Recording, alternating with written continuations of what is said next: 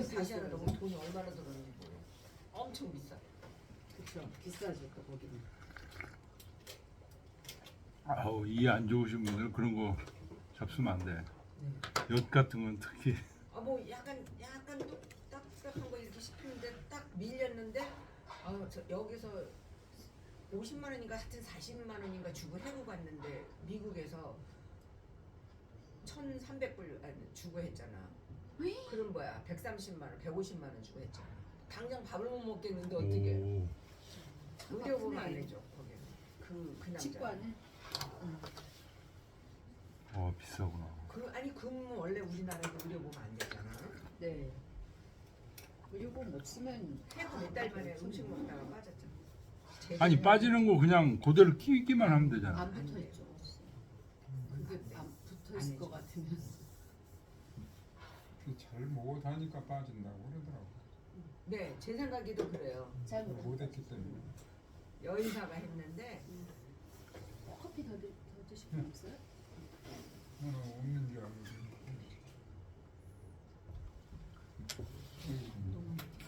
이게 어떤 거지?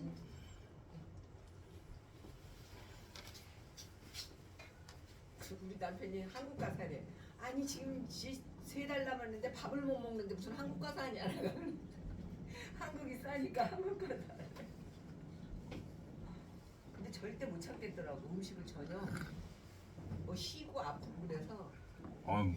그 이가 뭐 정말 다른 것 다 중요하지만 이 정말 중요해요.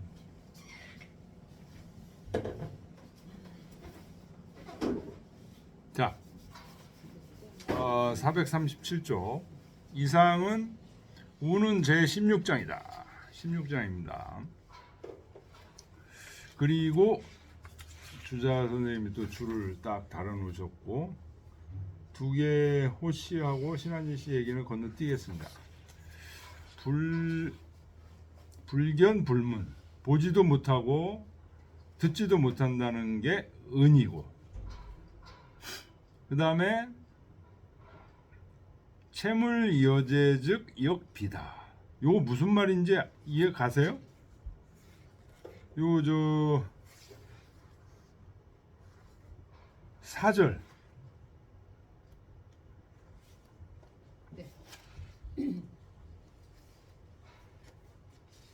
아니 4절 아니 2절이네 2절 414쪽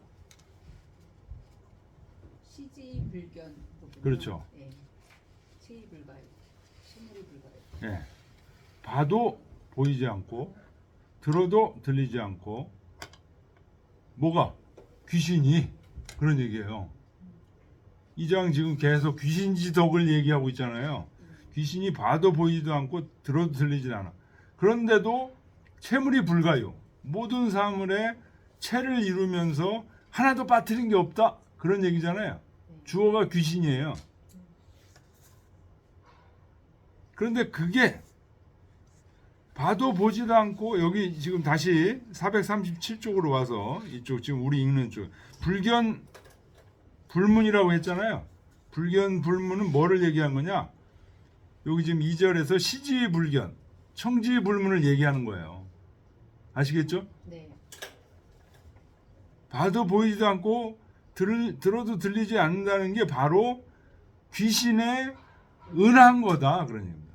비은 얘기했잖아요. 네. 비은에서 은한 것이고 그 다음 세 번째 줄에 있는 채물이 불가요. 채물이 불가요를 지금 여기서는 채물여제 이렇게 얘기한 거예요.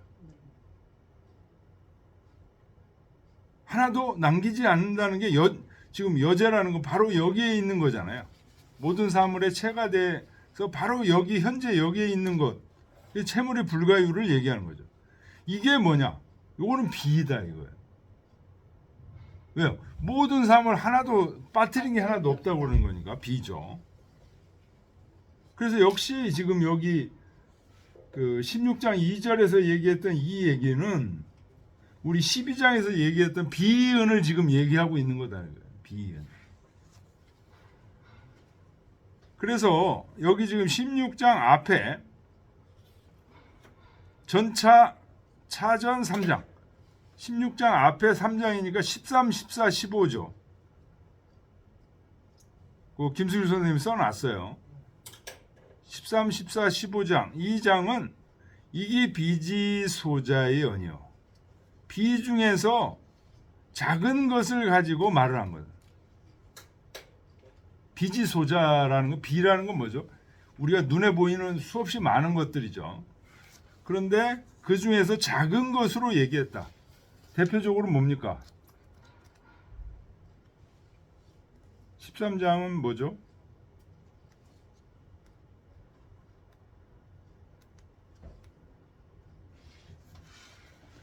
네. 13장은 도불원인 인지 위도의 원인이면 불가이비더라. 바로 도라는 게 멀리 있는 게 아니고 가까이 있는 거다.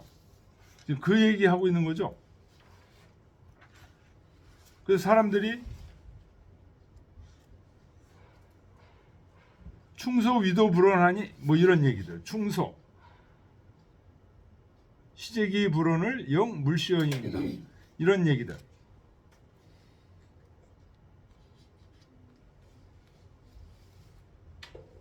(14장은) 소기행이여 불원호 기행이라. 이런 거 전부 우리 가까이 있는 것들. 이 전부 비라는 거예요. 비에 속하는데 그 중에서 작은 것들. 비지 소자의 연이다. 그 다음에 2장 이후에 차후 3장.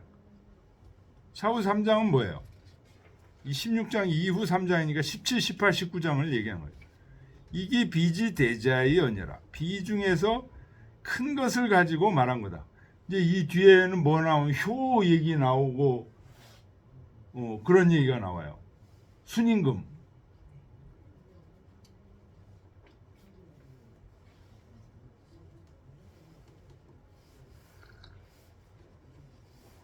큰 성현들, 이 효를 달성하고 이런 분들이 어떤 그 업이 이루어졌는지 이런 것들에 대한 얘기들이 나온다. 이게 비지 대자예요.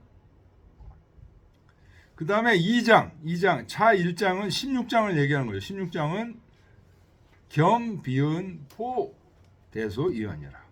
비와 은을 겸하고 대와 소를 전부 포괄해서 얘기한 부분이다. 귀신장을 얘기한 게 겸, 비은, 포, 대소 해서 얘기한 거다. 그러니.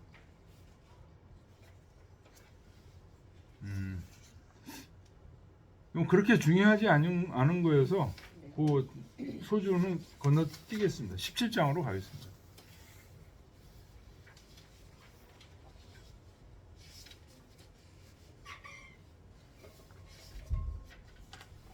예, 17장은 비지 대자. 17, 18, 19, 3장은 비지 대자를 얘기한 거라고 그랬죠. 비. 흔히 우리 눈에 보이는 거.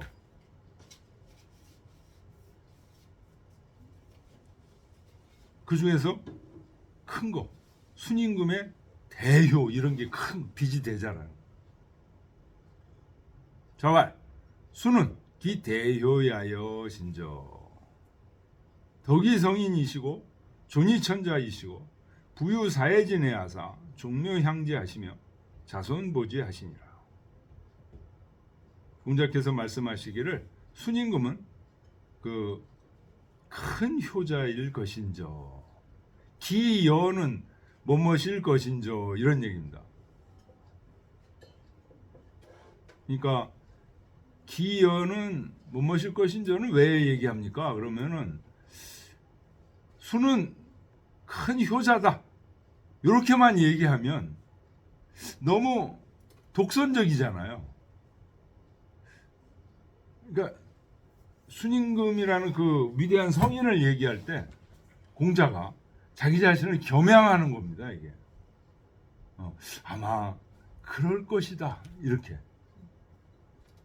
순임금은 대효야. 단정하고 이제 얘기하면 좀 말하는 게 아다르고 어다르다 좀 이렇게 되는 거죠. 말이 좀 어떻다 이제 이런 얘기 나오는 그 얘기입니다. 그래서 기여가 들어가면 좀 굉장히 겸양한 그런 표현입니다. 왜 순임금이 대효자시냐? 덕이 성인이시고 성덕을 이룬 존이천자. 그런데 존귀함이 천자가 되셨어.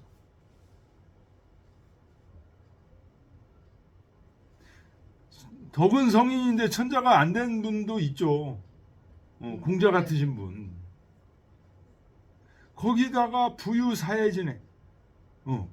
부유함이 온 사해를 다 소유하셨다는 얘기. 천하를 다 천자가 되셨으니까.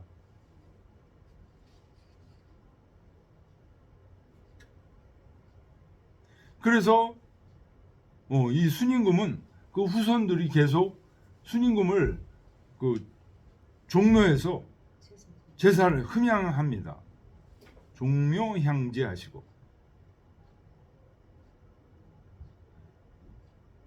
그래서 이게 이제 정권이 자꾸만 바뀌어도 그 자손들을 계속 보존해요.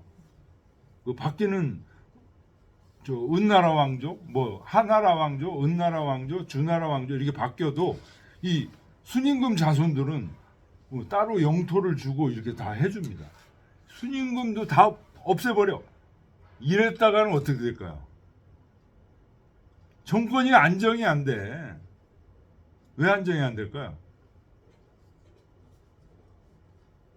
순임금 같은 이 대단한 덕을 가지고 있는 사람을 없애버린 거잖아요. 에휴, 그런 인간을 민심이 동요가 된다는 거예요. 그런 인간을 어떻게 우리 천자로 할 수 있는가? 그러니까 이 순임금 자손들은 대대로 다 영토를 주고 보호를 해줬어요. 주나라 때까지도 다.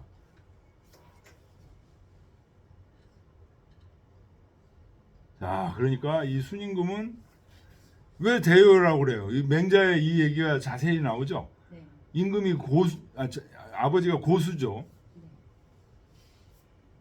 엄청나신 분이야. 고집이 세고. 근데 뭐 그때는 천자가 별거 아니었는지 몰라도 아들이 천자인데도 죽이려고.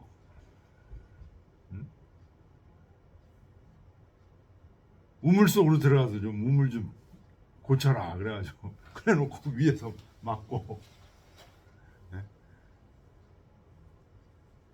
지붕을 좀 고쳐야 되겠어요. 지붕 좀 해라 그러고 밑에서 불 떼고 그렇게 죽이려고 그러는데 안 죽죠.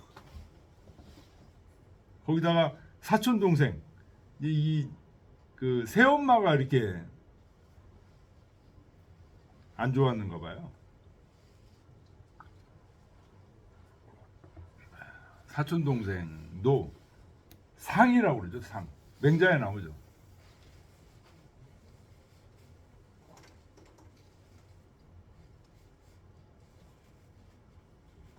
심지어는 뭐 그 상을 어디다가 이제 그 봉했어요. 그러니까 제후 비슷하게 이제 봉해 준 거죠. 그런데 어떻게 봉했냐? 그 옆에 함부로 딴짓을 못 하도록 가만 냅두면은 뭐 지 멋대로 이제 할 거 아니에요. 백성들 착취하고 그러니까 그렇게 하지 못하도록 옆에다가 이제 신하들을 딱 그 하게 했다. 이거는 봉한 게 아니라 감금한 거다. 뭐 이런 얘기까지 왔다 갔다 한 얘기까지 있습니다. 맹자에. 하여튼 이 순임금에 대해서는 맹자만큼 그렇게 논어에도 공자를 가끔가다 얘기를 하셨어도 그렇게 자주 얘기를 안 하셨는데 맹자에서는 아주 자세하게 나와요. 그만큼 맹자의 마음속에 순임금이 그 많이 들어가 있다는 거죠. 그래서 이제 서경 속에 있는 그 작은 얘기들을 가지고 뭐랄까 상상의 나래를 피워서 막 한 얘기들까지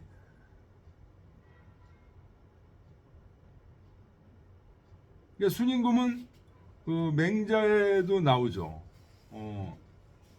산동 쪽 지방 사람입니다. 동이족이에요. 순임금.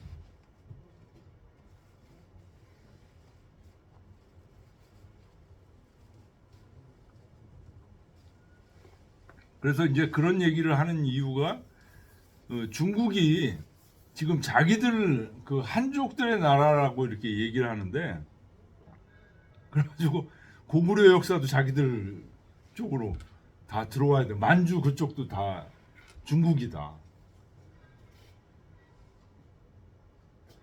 근데 사실은 이제 우리 동아시아, 고대 동아시아라는 거는 이제 서부족과 동부족이 번갈아 가면서 이렇게 지배했던 그런 적이에요. 그래서 꼭 중국을 그 후대에 와서 이제 그 고정된 관념이죠. 한족. 근데 실제로요, 최근에 와서도 청나라 만주족이잖아요. 그다음에 그 앞에 명나라는 한족 맞아요. 주원장 한족 맞는데 그 앞에는 또 누구예요? 원나라잖아요. 원나라 몽골족. 징기스칸 그 몽고족인데 그 앞에 송나라는 한족 맞아요. 그 앞에 당나라 유목민이 생겼어요. 원래 5호족 중에. 저기잖아. 이연민. 이연이 세웠고 어. 당태종은 이세민. 예. 이세민이 사실은 저기 저 만주족 그쪽에서 심지어 누구죠? 뭐라 그러죠? 그게 신라 경순왕 후예가 넘어가가지고 그 만든 나라가 당나라다. 그런 설도 있어요.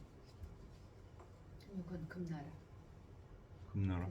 여진족 쪽. 여진족이고. 금나라의 시조 중에 있다 이런 말이 있고.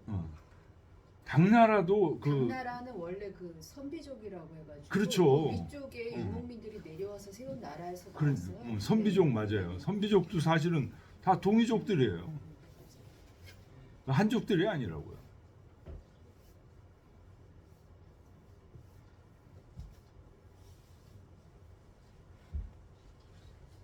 그렇기 때문에 중국이라는 나라 장체가 그렇게 이민족들에 의해서 그 됐다는 얘기는 그 한족들의 그 고유한 나라라고 얘기할 수가 없어요. 그 큰 나라를.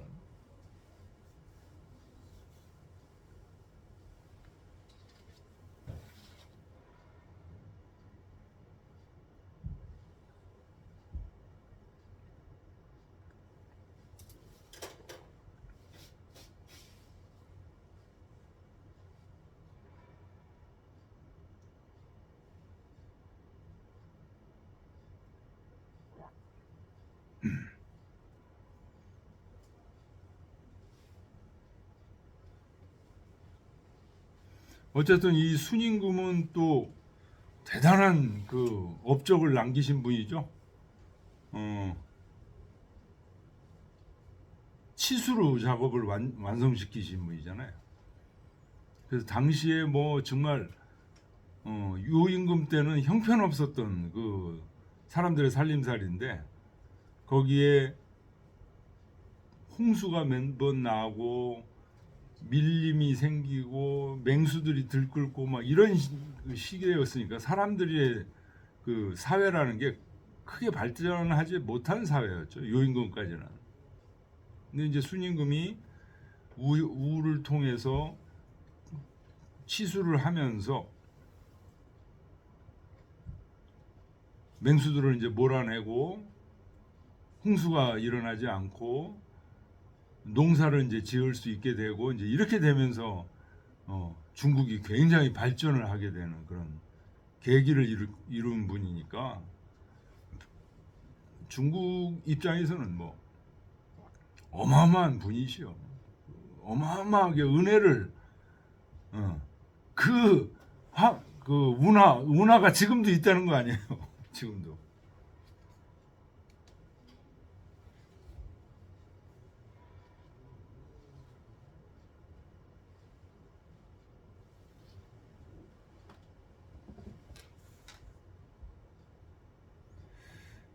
자, 줄을 보겠습니다. 자손은 위 우사 진호공지 속이라. 그러니까 순임금의 자손이 우사가 있고 진호공, 진나라 호공, 지 속이다라는 얘기는 등등등등 많이 있는데 뭐 다 열거할 수가 없으니까.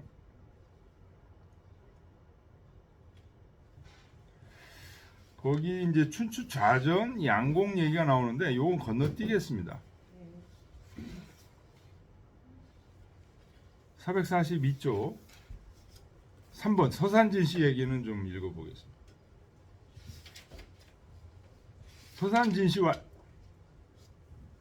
서산진씨는 이제 남송시대 진덕수 442쪽 순이 이 성덕으로 거 존의하여 기복록이 상급 종묘하고 하연 자손하여 소위 위 대효로되 순소지는 효이요 노기 명수는 천실명진 비순 유신득지야라.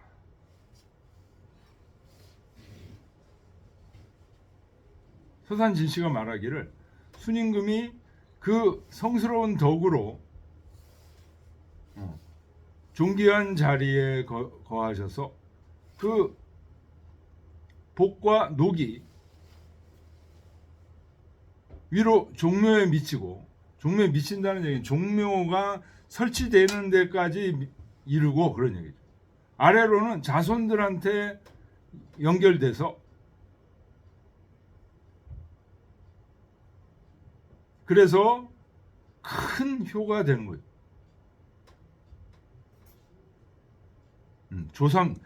순임금의 조상들 입장에서 볼 때는 그 자손들이 그렇게 또 번창하고 위에 조상들도 다 그 종묘에 모셔졌다는 얘기 아니에요. 아이고 그러니까 그 순임금 조상들이 다 그냥 순임금이 원래 그 산에서 나무하던 나무꾼인데 그 조상들이야 뭐 볼 게 뭐가 있겠었습니까? 그런데 이 순임금 한 사람이 이렇게 돼버리니까 종묘에 죽은 조상들 다 받들어지고 자손들은 또 대대로 그 끊어지지 않게 다 먹고 살 거를 다 해주네요. 그러니까 정말 효 중에 가장 큰 효가 된. 그런데 순임금이 알고 있는 바는 순소지는 효일 뿐이다. 녹이 명수는 뭐 천자의 녹, 천자의 지위, 천자의 명성, 또 장수. 여기 순임금이 여기 보면 110세에 사셨다 이런 얘기 나와요. 그 다음에 나오나요?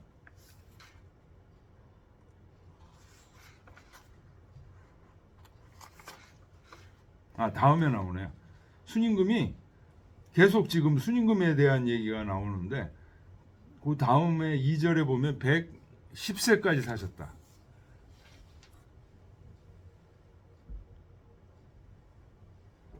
그러니까 순임금 110세까지 사는데 공자는 78세?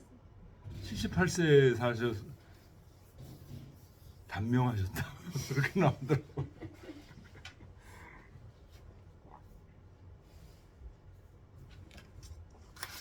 맹자는 몇 살까지 살았어요? 맹자는 오래 사셨어요. 87세인가 사셨어요.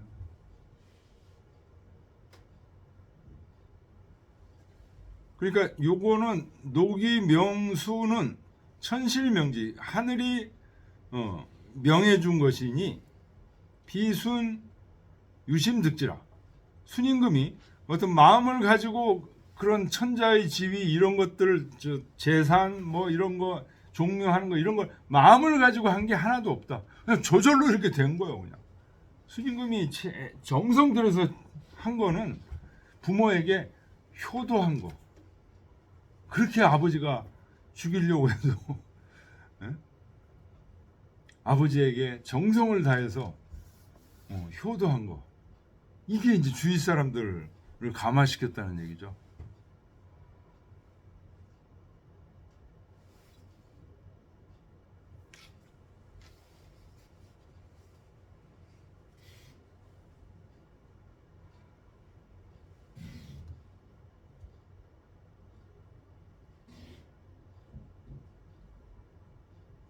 선시왈 서맹자에 논 순지효하야 언 효지시는 지 사친지 실야여 중용에 언 효지종은 발명기 공용지 대야라. 선씨가 말하기를 맹자에서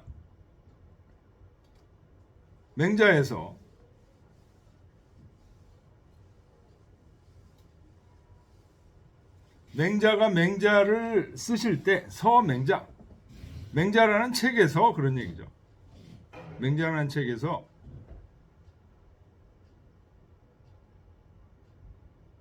순임금의 효도를 논해서 효도의 시작을 말한 것은, 그러니까 맹자 책에서 순임금에 대해서 얘기하면서 그 효도를 얘기를 한 것은, 그것은 지 사친지시, 순임금이 자기 부모님을 섬기는 그 실질적인 것을 지적해서 얘기한 거다.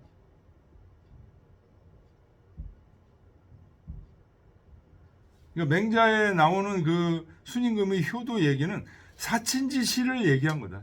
사친, 부모님을 섬기는 그 실질적인 걸 지적해서 말한 거다. 근데 중용에서는, 여기서 지금 얘기하고 있는 이 순임금에 대한 중용에서는 효지종, 효의 끝을 얘기했다 하는 얘기는 뭐야? 순임금이 효도를 해서 어떻게 됐다는 거예요? 천자가 됐고 종묘향지하고 이런 얘기들. 그게 이제 효도를 해서 그 결과가 그렇게 됐다는 거죠. 효지종. 이것은 그 공용의 위대함을 밝힌 것이다. 순임금이 그렇게 효도를 하셨더니 이런 결과가 왔더라. 본인이 의도한 것도 아닌데 이런 결과가 왔더라. 자, 그러면 순임금의 이 효도, 그래서 이렇게 위대한 그 복이 생기고 이렇게 한 거, 순임금은 뭐를 했을까요? 효도를 했죠. 아니, 효도를 했는데 그 순임금이 효도를 한 거는 어떤 원리에 의해서 한 걸까요? 중용의 원리. 지금 그 얘기 하려고 여기다가 지금 순임금 얘기를 쓴 거예요.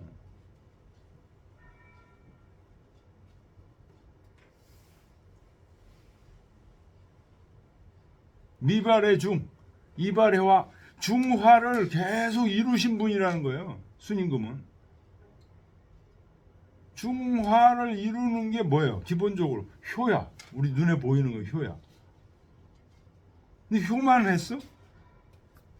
여러 가지 일, 치수 사업이라든지 여러 가지 일, 이거 다 중화로 이거를 다 해결해냈다는 거예요.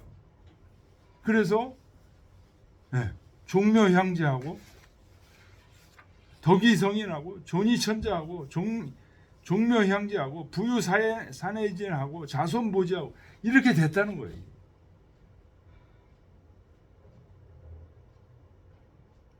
야, 그러니까 이게 중용이 어떻게 하는지 이거 나도 좀 해봐야 되겠다 이런 생각이 들어야 돼요. 아, 그냥 그런 게 이러면 안 돼.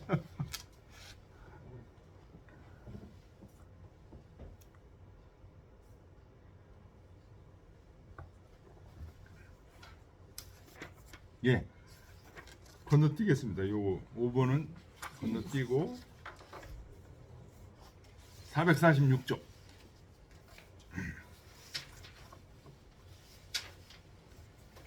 자, 그래서 이제 그 얘기가 지금 2절부터 나오는 거예요. 저 순임금이 저렇게 됐잖아요. 종묘향제하고 자선보지하고 이렇게 됐잖아요. 고로 이렇게 얘기해요. 그러므로 대덕은 필듣기 위하며 필듣기록하며 필듣기 명하며 필듣기 순이라. 그러므로 큰 덕은 반드시 그 지위를 얻고 반드시 그 녹을 얻으며 반드시 그 명성을 얻고 반드시 장수를 누리게 된다.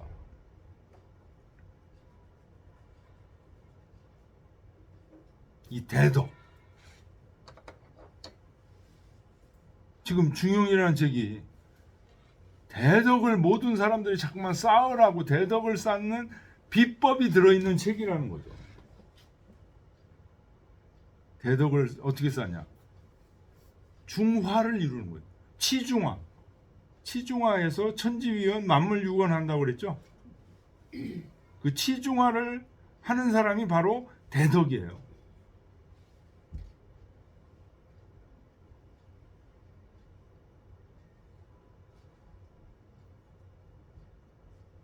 수는 그 다음 밑에 나오죠. 수는 연이 160세라. 110세까지 사셨대. 순임금.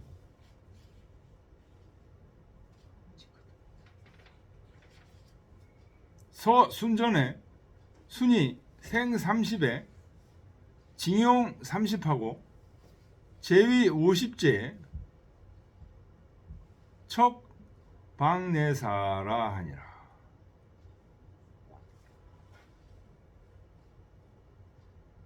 서경 순전에 이런 말이 있다는 거죠. 순임금이 태어나서 30살 됐을 때 징이라는 건 이제 그 징발됐다는 거예요. 누가? 요임금에 의해서 징발됐다는 거예요. 그래서 그 요임금 밑에서 이제 그 일을 한 거예요. 용이라는 게 이제 쓸 용자죠. 요임금 밑에서 쓴 게 몇 년이냐면 30년. 그리고서 30년 동안 요임금 밑에서 그 일을 돌보고 신임을 얻고 그래서 어떻게 되죠? 요임금이 자기 딸도 이제 그 딸 둘을 주고 그렇게 해서 30년 후에 돌아가시면서 그 제위를 순임금한테 줬다는 거죠. 근데 이것도 또 뭐 맹자에 보면 또 얘기가 나오죠. 요임금이 그냥 순임금한테 제위를 준 게 아니다. 어떻게 줬냐? 그냥 요임금은 돌아가셨어.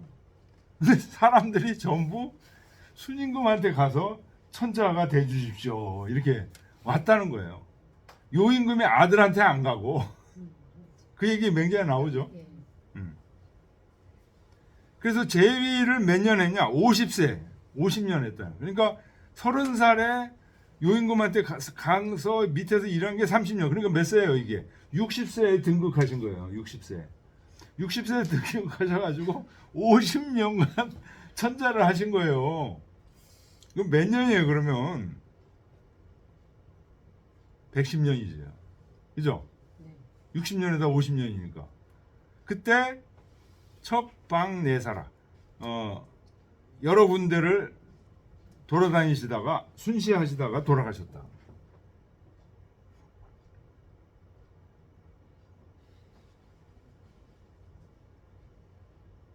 자, 그 다음 보겠습니다. 문 대덕자 필득 위록 명수는 내 리지 상현이언을 독 공자는 유덕이 불득 위록 여수하시고 유득 성인지 명이시니 찬에 기수지 변이 인이 있고 물었습니다. 대덕자는 반드시 지위, 녹봉, 명예, 장수 이런 것을 얻는 것이 이치의 당연함인데 오직 공자만은 덕이 있는데도 지위와 녹봉, 장수를 얻지 못하셨으니 78세 돌아가신 거 이게 장수가 안 된다는 거예요. 그런데도 오히려 성인의 명성을 얻으셨으니 이것은 뭐가 기수가 좀 변한 것입니까? 이렇게 물었어요. 그랬더니 인상김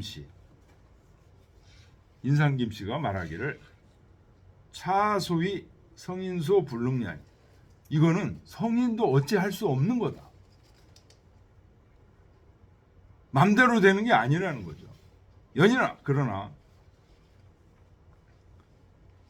위 교무궁이 만세 향제하시고 자손 보지하시니 차후 대덕 필득지 험냐니라. 공자는 지위나 녹봉이나 장수 이런 것을 얻지 못했어요. 연인아 그러나 위교 공자의 가르침은 무궁해서 만세토록 공자를 흠양한다. 지금 다 죽은 것 같아도요.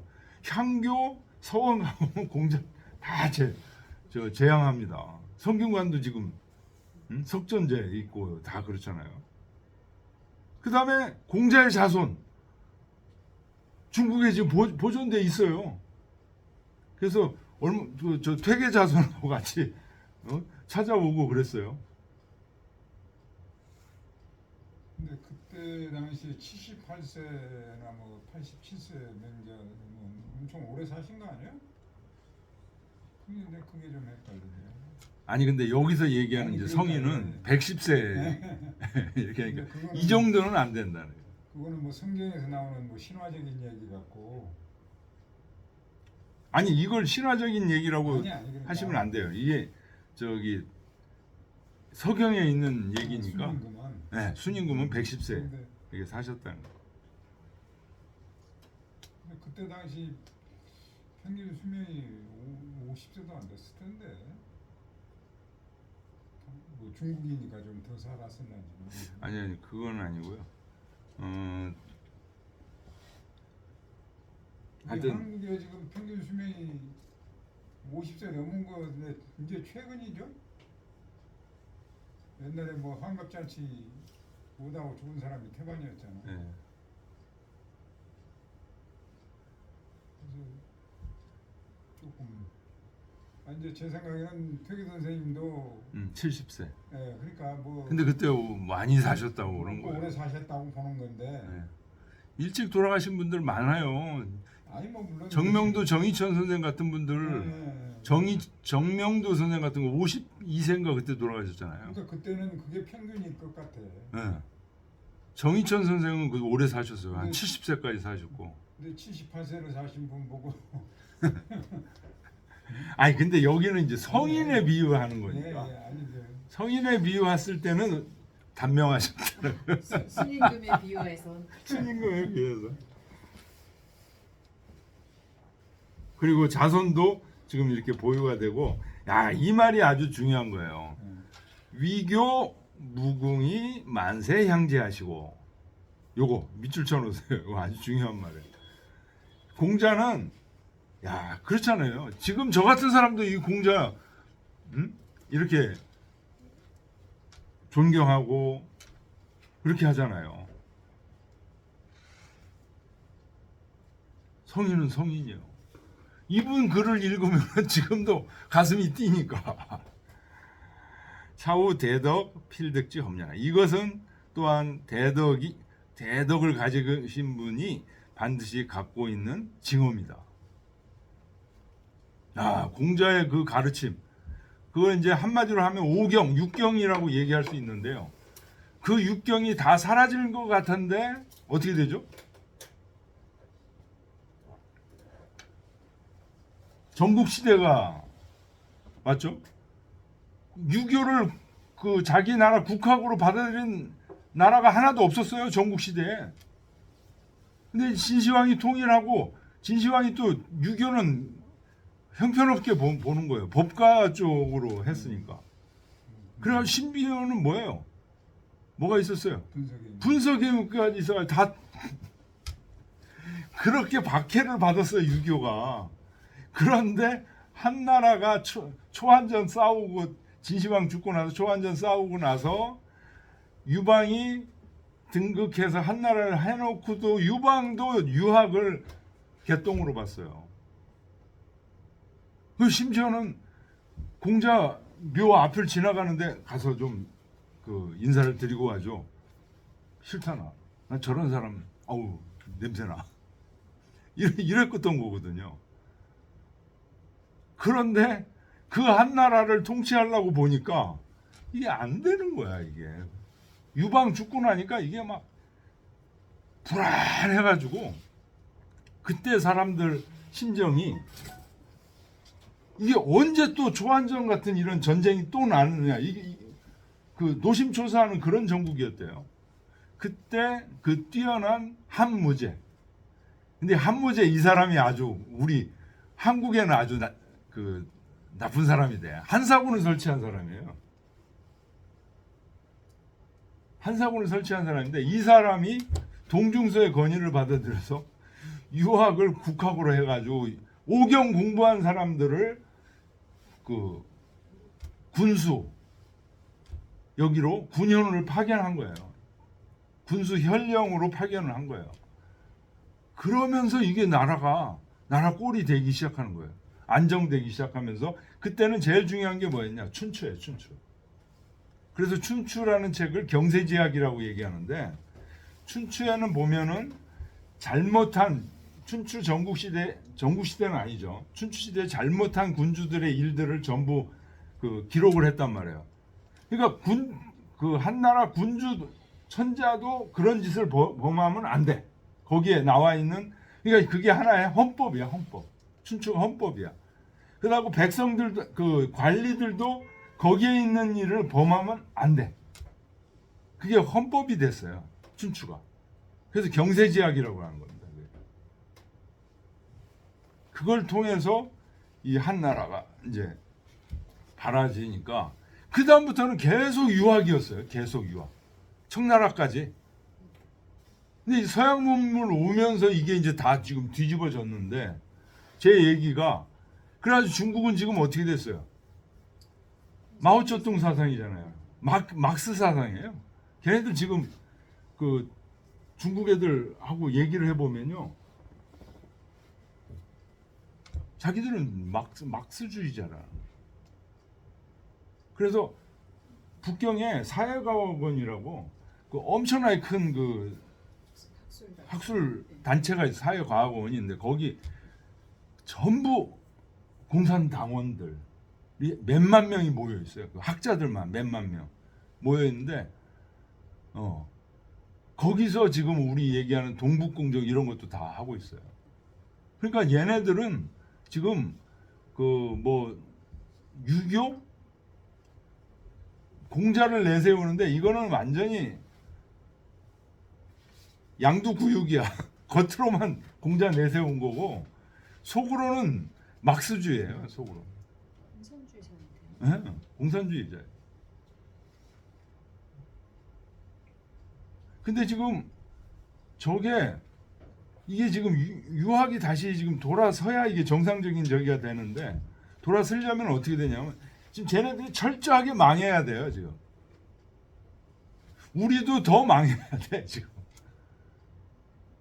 근데 경제가 망하면 안 되고 이 지금 경제는 지금 올라가는데 교육과 문화 이런 쪽에서 지금 뭐가 문제가 지금 많이 생겨가지고 이쪽으로 지금 돌아서야 돼요. 돌아서야 되는데 전혀 지금 돌아설 기미가 안 보여요.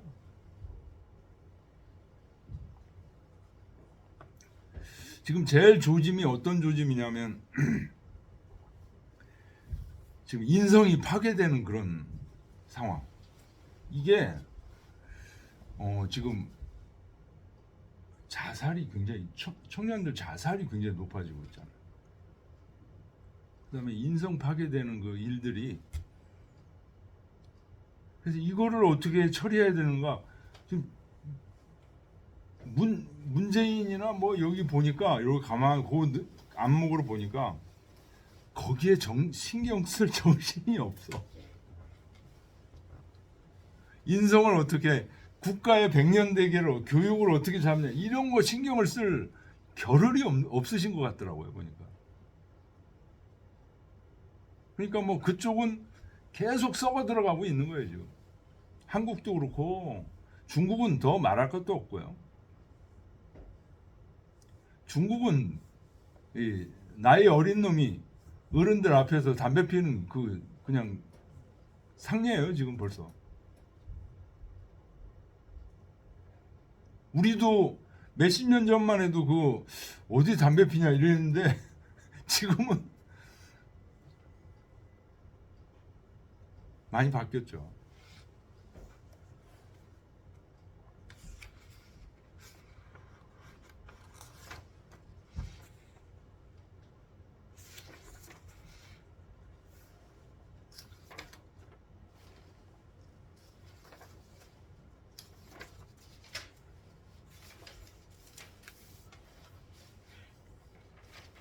자, 3절로 갈까요? 네. 그 다음 좀 비지니까 449조. 고로 천지생물이 필인기제의 도건하나니 고로 제자 배제하고 경자를 복지니라. 그러므로 하늘이 사물들을 낳는데 어떻게 낳냐? 필인기제의 도건하니 반드시 그 재질에 따라서 재질로 인해서 독실하게 해준다. 재질이 안 좋으면 잘라버려. 재질이 있으면 해줘. 도와줘.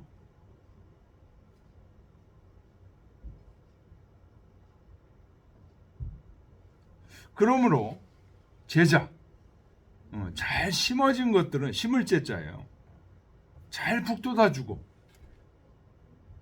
옆으로 삐딱한 거 경자는 기울었다는 거죠.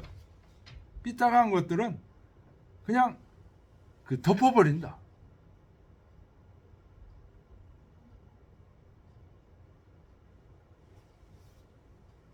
그러니까 자연에서도 보면요, 사슴이나 뭐 얼룩말이나 이렇게 떼지어서 이제 가잖아요. 근데 이제 그 주변에 사자나 표범이나 이런 것들이 이제 돌아다니면서 항상 어떤 놈을 잡아먹냐면 그 힘없는 놈들을 잡아먹어요. 근데 힘없는 놈들은 잡아먹혀줘야 된대요. 그 무리가 제대로 성장하려면 힘없는 놈들까지 다 이렇게 하려고 하면 이놈들이 풀을 다 뜯어 먹어가지고 전체가 죽어버린대요. 그렇게 되면.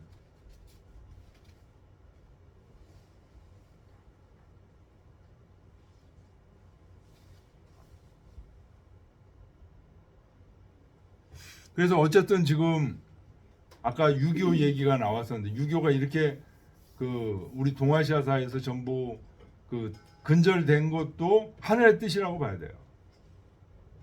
그리고 정령 이 유교가 이 인류상에서 완전히 근절돼야만 하는 거라면 그것도 하늘의 뜻인데 그렇지 않고 하늘의 뜻이 그게 아니라면 어떤 식으로든지 이게 다시 살아나야 돼. 살아날 거다. 여러분들은 어디에다가 한 표를 던지십니까? 저는 수십 년 전에 이거에 대해서 심각하게 고민했어요.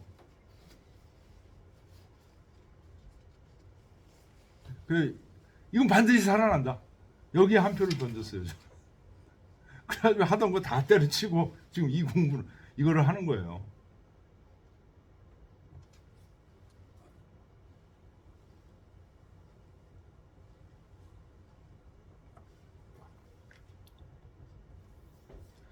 지금 여기 3장 읽으면서요. 이게 하늘이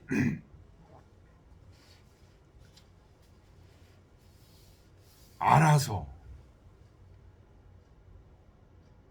그 제자를 배제하고 경자를 복제하는 거. 하늘이 알아서 이렇게 해주신다. 이런 하늘이 있다고 믿습니까? 안 믿습니까? 여기 와 있는 사람들한테 물으면 안 돼요? 믿으니까 지금 알겠어요?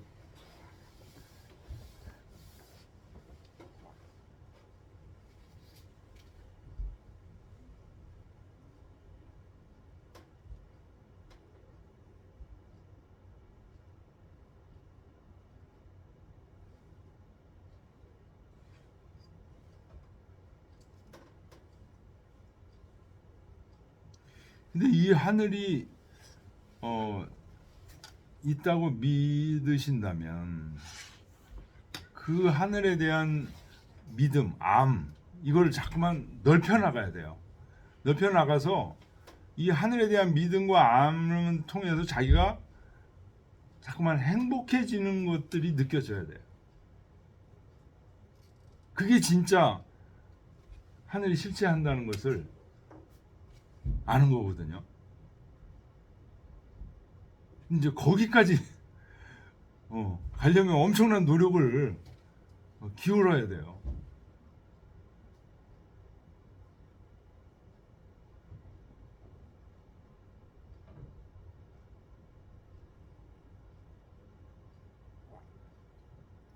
죄는 질려요, 독은 후야요, 죄는 식냐요, 식냐라. 제 인기죄 할 때 그 죄라는 것은 그 자질을 얘기하는 거다. 그 자질로 인해서 인기대의 독원 할 때 독이라는 것은 두텁게 한다는 뜻이다.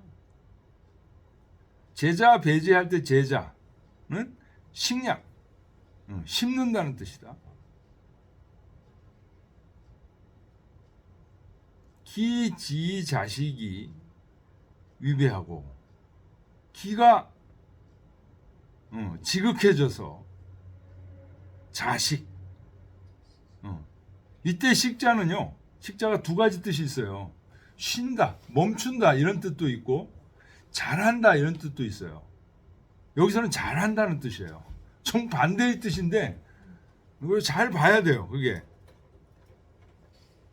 기가 이르러서 자식 여기서는 잘한다는 뜻이에요. 점점 잘하게 되면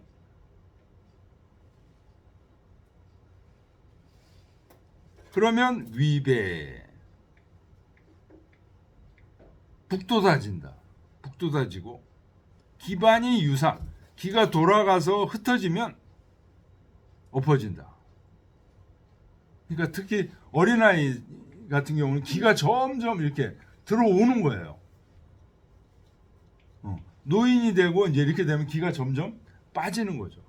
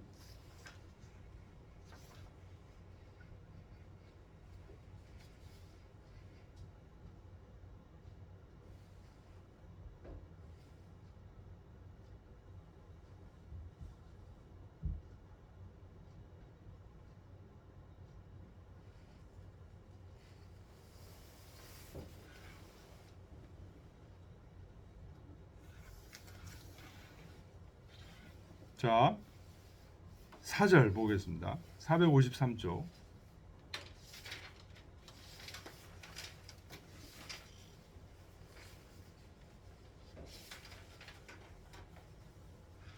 여기 지금 순임금을 대표적인 예로 들어서 지금 천지 자연이 그 중용을 실천하는 사람 그러니까 중용을 실천하는 사람이 대덕이에요. 대덕자고 또 군자고 이런 사람들에게는 이런 그 복을 준다는 얘기를 지금 하고 있습니다.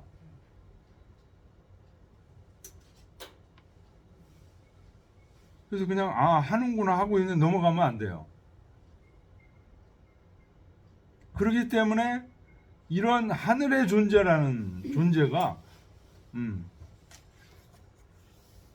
반드시 있고 반드시 있다면 항상 나하고 소통을 해야 돼. 소통하고 있는가? 이 하늘과 나는.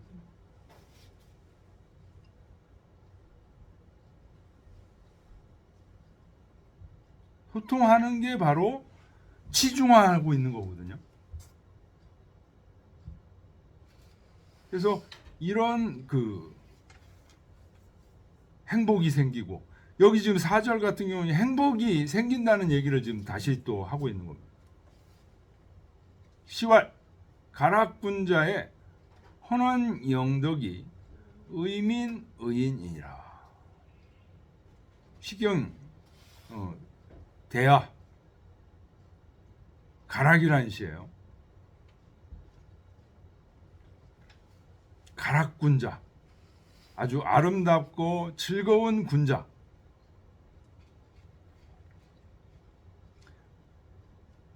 이게 어떤 분이에요? 대덕을 이룬 분이고 치중화를 하시는 분이죠.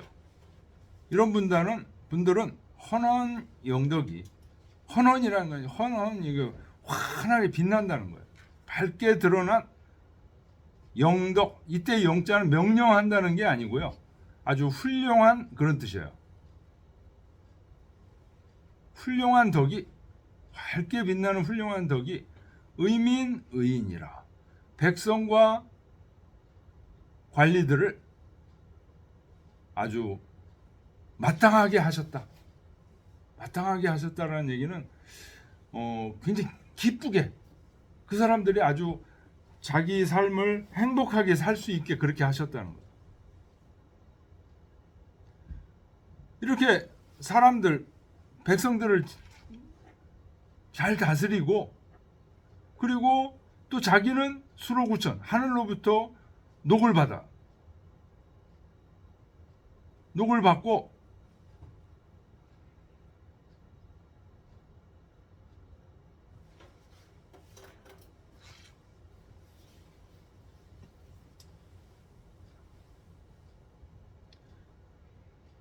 그리고 보호 명제하시고, 보호하고 도우라고 명했다는 거예요. 하늘이 백성들을 그렇게 돕고 보호하라고 명했다는 거예요.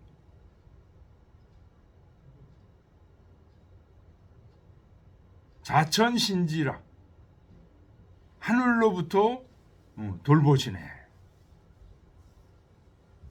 하늘로부터, 신자가 이게 펼신자예요. 하늘로부터 펼쳐지셨네.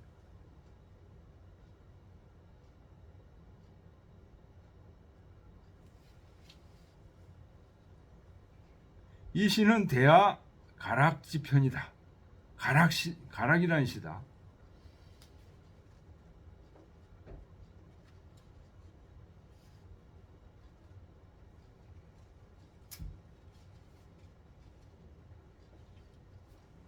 여기서 가자는 당의 찾아가요.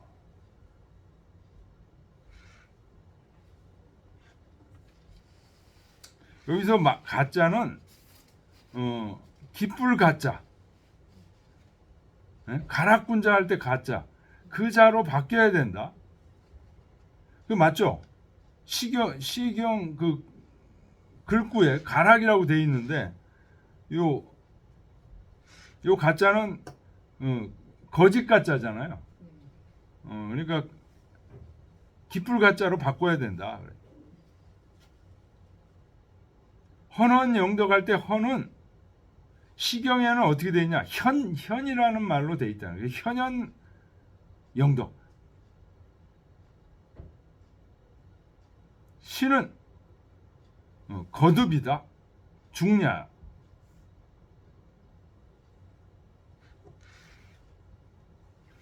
예, 오늘 여기까지 하겠습니다.